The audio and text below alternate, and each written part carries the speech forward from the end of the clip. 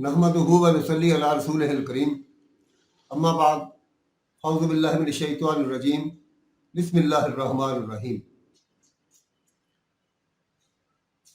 उम्मुल मोमिनीन हज़रत आयशा सिद्दीक़ा रज़ी अल्लाह तआला अन्हा से रवायत है कि जब ये आयत नाज़िल हुई और डराइए अपने नज़दीक के कबीले वालों को, सूरह अश-शुआरा आयत नंबर 214, जिसका तर्जुमा ये है, और डराइए अपने नज़दीक के कबीले वालों को।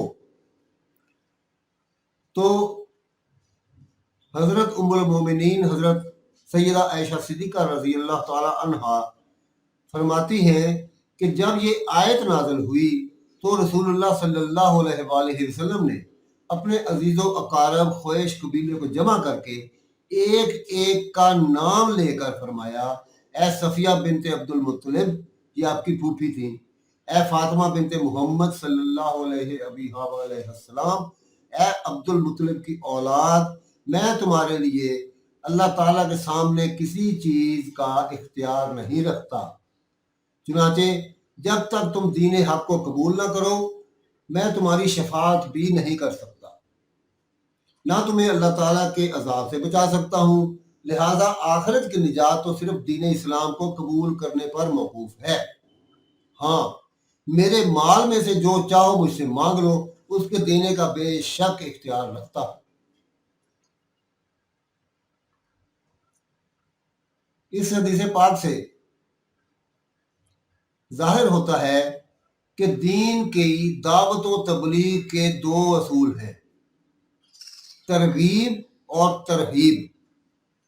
तरगीब से मुराद ये है कि ईमान और आमाल सालिहा पर अल्लाह ताला ने अपने बंदों से आखिरत की जिन नेमतों का वादा फरमाया है वो याद दिलाया जाए, और तरहीब से मुराद ये है कि कुफ्र व शिर्क और गुनाहों की जो सजाएं मिलने वाली हैं उनसे डराया जाए। हजरत अबू हुरैरा रज़ी अल्लाह तआला अन्हु फरमाते हैं कि जब ये आयत नाज़िल हुई तो हजरत सल्लल्लाहु अलैहि वसल्लम ने कुरैश को दावत दी। जब वो जमा हो गए तो आपने सबसे खिताब आम भी फरमाया और कुरैश की अलग अलग शाखों और मुमताज अफराद से खिताब खास भी फरमाया। चुनाचे फरमाया, एकाब बिन लबी की औलाद, अपने आप को आग से बचाओ।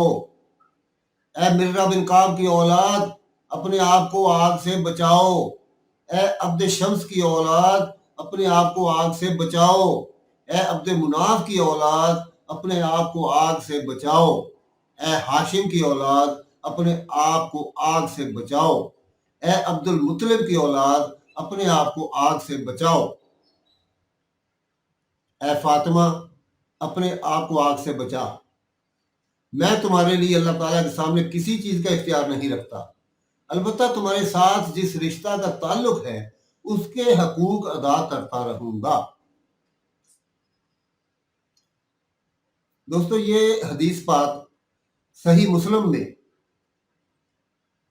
दर्ज है और सही बुखारी और मुस्लिम की रवायत में है कि आप सल्लल्लाहु अलैहि वसल्लम ने फरमाया, ए जमाते कुरैश, अपनी जानों को खरीद लो, यानी ईमान लाकर दोज़ख से बचा लो। मैं अल्लाह ताला के सामने तुम्हारे किसी काम नहीं आऊंगा। ए अब्द मुनाफ की औलाद, मैं अल्लाह ताला के सामने तुम्हारे किसी काम नहीं आ सकता। ए अब्बास बिन अब्दुल मुत्तलिब, मैं अल्लाह ताला के सामने तेरे किसी काम नहीं आऊंगा। ए रसूलुल्लाह की फूफी सफिया, मैं अल्लाह ताला के सामने तेरे किसी काम नहीं आऊंगा। ए मोहम्मद सल्लल्लाहु अलैहि वसल्लम की बेटी फातिमा, मेरे माल में से जो चाहे मांग, मगर मैं अल्लाह ताला के सामने तेरे किसी काम नहीं आऊंगा। मिशकात शरीफ सूरा सफ़ा 460 में ये हदीस पाक दर्ज है और हजरत इब्न अब्बास रज़ियल्लाहु ताला अन्हु की रवायत में है कि जब ये आयत नाज़िल हुई तो हजरत सल्लल्लाहु अलैहि वसल्लम सफ़ा पहाड़ी पर चढ़कर कुरैश के खानवादों को पुकारने लगे, ए बनु फहर, ए बनु अब्दी। यहाँ तक सब लोग जमा हो गए तो आपने फरमाया, ये बताओ कि अगर मैं तुमको खबर दूं کہ اس وادی میں ایک لشکر ہے جو تم پر حملہ کرنا چاہتا ہے، تو کیا تم میری تصدیق کرو گے؟ سب بیک آواز بولے، ہاں، اس لیے کہ ہمیں تجربہ ہے کہ آپ سچ کہنے کے عادی ہیں، آپ کے منہ سے کبھی غلط بات نہیں سنی گئی۔ اس پر آپ نے فرمایا، میں تمہیں سخت عذاب کے آنے سے پہلے اس سے ڈرانے والا ہوں۔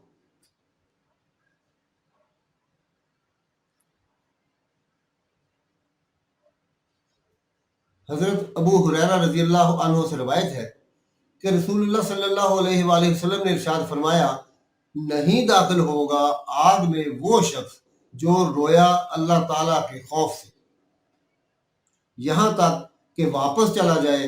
دودھ تھنوں میں اور اس کا واپس جانا از بس دشوار ہے، لہذا خوف خداوندی سے رونے والے کا دوزخ میں جانا بھی دشوار ہے۔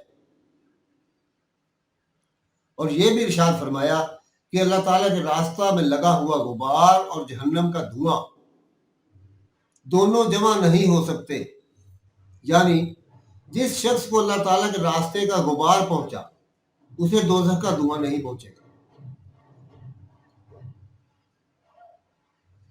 اللہ تعالیٰ کے خوف سے رونا بہت ہی پسندیدہ عمل ہے۔ اس سے دل کی کثافتیں اور غلاظتیں دھل جاتی ہیں، اور غفلت اور معاصی کی وجہ سے دل پر سیاہی اور گرد و غبار کی جو تہ جم جاتی ہے، وہ آنکھوں کے ایک قطرے سے جو خوف الہی کے سبب نکلا ہو صاف ہو جاتی ہے۔ نامہ اعمال کی سیاہی کو 7 سمندر نہیں دھو سکتے، مگر اشک چشم کے 1-2 قطرے نامہ اعمال کی 7 سالہ سیاہی کو دھو ڈالتے۔ اسی بنا پر اللہ کے خوف سے رونے کی فضیلت کا مضمون بہت سی احادیث میں آیا ہے۔ ایک حدیث میں ان 7 اشخاص کا ذکر آتا ہے جنہیں عرش الہی کے سایہ رحمت میں جگہ ملے گی۔ ان میں سے ایک وہ خوش بخت بھی ہوگا جس نے تنہائی میں اللہ تعالیٰ کو یاد کیا اور اس کی آنکھیں بھر آئیں اور آنسو بہہ نکلے۔ ایک اور حدیث میں ہے کہ جس نے اللہ تعالیٰ کو یاد کیا پس اس کی آنکھوں سے آنسو نکل کر زمین پر گر گئے، اسے قیامت کے دن عذاب نہ ہوگا۔ ایک اور حدیث میں ہے کہ 3 آنکھیں آگ کو نہیں دیکھیں گی۔ ایک وہ آنکھ جس نے اللہ تعالیٰ کی راستہ میں پہرا دیا، دوسری وہ جو اللہ تعالیٰ کے خوف سے روئی، اور تیسری وہ آنکھ جو اللہ تعالیٰ کی حرام کی ہوئی چیزوں کے دیکھنے سے باز رہی۔ ایک اور حدیث میں ہے کہ اللہ تعالیٰ کو 2 قطروں اور 2 نشانوں سے بڑھ کر کوئی چیز محبوب نہیں۔ ایک آنسو کا قطرہ جو اللہ تعالیٰ کے خوف سے نکلے، دوسرے اس خون کا قطرہ جو اللہ تعالیٰ کے راستے میں بہایا جائے، اور نشانوں میں سے ایک وہ نشان جو زخم کی صورت میں اللہ تعالیٰ کے راستے میں پہنچے، اور دوسرا وہ نشان جو اللہ تعالیٰ کے فرائض میں سے کسی کے فریضہ ادا کرنے سے حاصل ہو۔ ایک صحابی نے عرض کیا، یا رسول اللہ صلی اللہ علیہ وآلہ وسلم، نجات کی کیا صورت ہے؟ فرمایا، اپنی زبان کو بند رکھا کر، اپنے گھر میں سمٹ کر رہ، اور اپنی غلطیوں پر رویا کر۔ صحیح ترمذی میں یہ حدیث پاک بیان ہے۔ دوسرا مضمون اللہ تعالیٰ کے راستے کے غبار کی فضیلت کا ہے۔ احادیث مبارکہ میں اس کے بھی بہت سے فضائل آئے ہیں جو حدیث کی کتابوں میں کتاب الجہاد کے تحت ذکر کیے گئے۔ یہاں 3 چیزوں کی وضاحت ضروری ہے۔ ایک یہ کہ جن اعمال کی یہ فضیلت بیان فرمائی گئی ہے کہ ان کے کرنے سے جنت واجب ہوگی یا دوزخ حرام ہو جائے گی، یہ ان اعمال کی ذاتی خاصیت ہے، اور اس خاصیت کے ظہور کے لیے ضروری ہے کہ کوئی قوی معنی اس کے روکنے والا موجود نہ ہو۔ اس کی مثال بالکل ایسی سمجھنی چاہیے کہ طب کی کتابوں میں ادویات کے جو فوائد درج ہوتے ہیں وہ اسی وقت ظاہر ہو سکتے ہیں جبکہ ان فوائد کو روکنے والی بد پرہیزی سے بھی احتراز کیا جائے۔ اگر ایک شخص دوائی بھی استعمال کرتا ہے اور مگر اس کے ساتھ بد پرہیزی بھی کرتا ہے، مگر اگر اس کو دوائی پورا فائدہ نہ دے تو اس کو شکایت دوائی کی نہیں بلکہ اپنی بد پرہیزی کی کرنی چاہیے۔ اسی طرح جو شخص کوئی ایسا نیک عمل کرتا ہے جس پر جنت کا وعدہ فرمایا گیا ہے، لیکن ساتھ ہی خدا نخواستہ کسی کبیرہ گناہ کا بھی مرتکب ہے، مثلا لوگوں کے حقوق دبا لیتا ہے، تو اس کی بد پرہیزی کے سبب اگر اس نیک عمل کا پورا فائدہ ظاہر نہ ہو تو اس عمل کا قصور نہیں بلکہ اس کی بد پرہیزی کا قصور ہوگا۔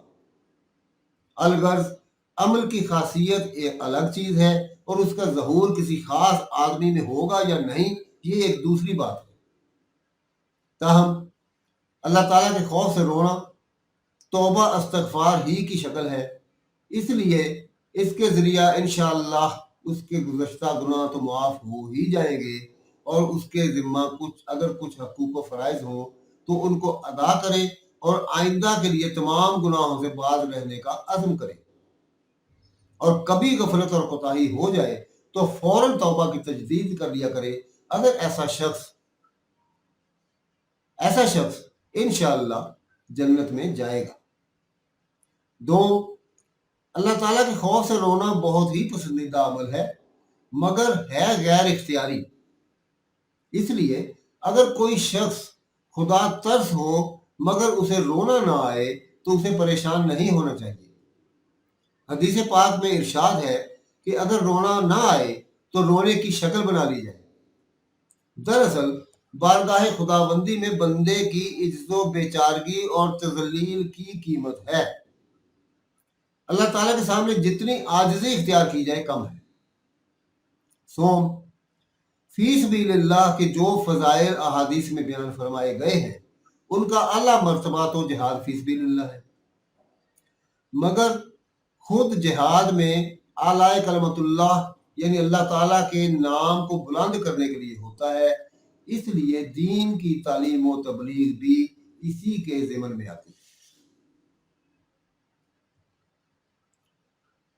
دوستو، امید ہے کہ فقیر آپ کی خدمت میں یہ جو احادیث پیش کر رہا ہے اس کا مطلب اور اس کی تشریح آپ کے ذہنوں میں آ رہی ہوگی اور آپ اس کو سمجھنے کی کوشش کریں، اور میں سمجھتا ہوں کہ اللہ تعالیٰ کی توفیق سے اگر آپ اس کے مطالب کو سمجھنے میں کامیاب ہو جائیں تو انشاءاللہ تعالیٰ آپ کی زندگی انشاءاللہ آپ کی زندگی ایک کامیاب زندگی ہو۔